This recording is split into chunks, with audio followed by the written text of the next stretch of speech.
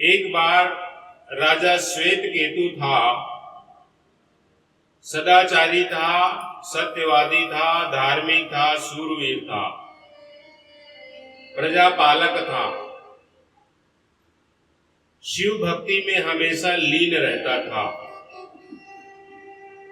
राज्य सुचारू रूप से चल रहा था, जैसा कि सभी लोगों के साथ में होता है। सभी जीव जो यहाँ पैदा हुए हैं उनको जाना है, उनके जाने का समय आया। चित्रगुप्त ने देखा कि आज इनका आने का समय हो गया है, ये यमदूत को भेजे कि राजा श्वेत केतु का आज जो है अंतिम दिन है, उनको लेकर के आ जाइए।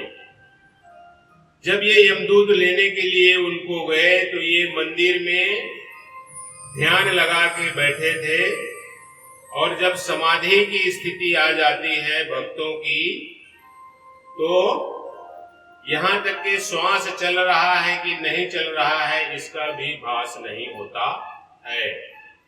सुनने का तो सवाल ही नहीं है। आप जो है समाधि जब लगता है तो वो समाधिस्थ पुरुष जो रहते हैं वो नहीं सुनते हैं। यमदूतों ने विचार किया कि थोड़ी देर रुक जाते हैं, जब राजा का ध्यान टूटेगा, शिव की जो भक्ति है वो पूरी होगी, तब इनको लेकर के चलेंगे। थोड़ी देर रुकने का मतलब यह है कि जब योग साधना शिव महापुराण श्री शिव महापुराण के अंतिम अध्याय में जब हम आते हैं तो वहां पर यह उल्लेख है कि जीते जी आप अमरत्व को कैसे प्राप्त कर सकते हैं।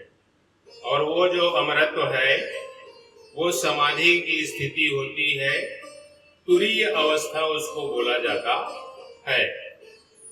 उस अवस्था में राजा श्वेत केतु समाधि में लीन थे शिवालय के अंदर। यमदूत इंतजार करते रहे, थोड़ी देर हो गई। यमराज जो है बोले कि ये देरी क्यों कर रहे हैं, स्वयं जो है आ गए। देखे कि जो दो यमदूत आए हुए थे लेने, वो बाहर खड़े हैं। उन लोगों ने बताया कि राजा श्वेत केतु जो है अंदर शिव की भक्ति में लीन है, समाधि स्थिति में है। यमराज भी सोचे कि राजा जी हैं, शिव भक्त हैं, थोड़ी देर इंतजार कर लें। वो भी मंदिर के बाहर इंतजार करते रहे। मतलब मृत्यु देने के लिए गए थे, प्राण लेने के लिए गए थे, ये यमदूत और जो है यमराज वहीं पर खड़े रहे। इतने देर में जैसा कि होता है, सबसे बड़ा बॉस रहता है, वो अगर कोई ऑर्डर करे और पता लगा कि बहुत देरी हो जाता है तो गुस्से में ये जो है काल भी आ गया और देखा कि यमराज भी खड़े हैं, दो दूत भी खड़े हैं और ये इनका प्राण को नहीं ले रहे हैं। बोले क्या बात हो गई? बोले बात कुछ नहीं हुई है, राजा श्वेत केतु जो है अभी शिव भक्ति में लीन है, समाधिस्थ अवस्था में है।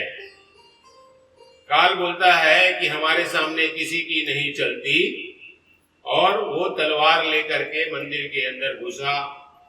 जैसे ही तलवार से वार करने का कोशिश किया, भगवान शिव प्रकट हुए और काल को ही जो है समाप्त कर दिए। कालों के काल जो है वो महाकाल है।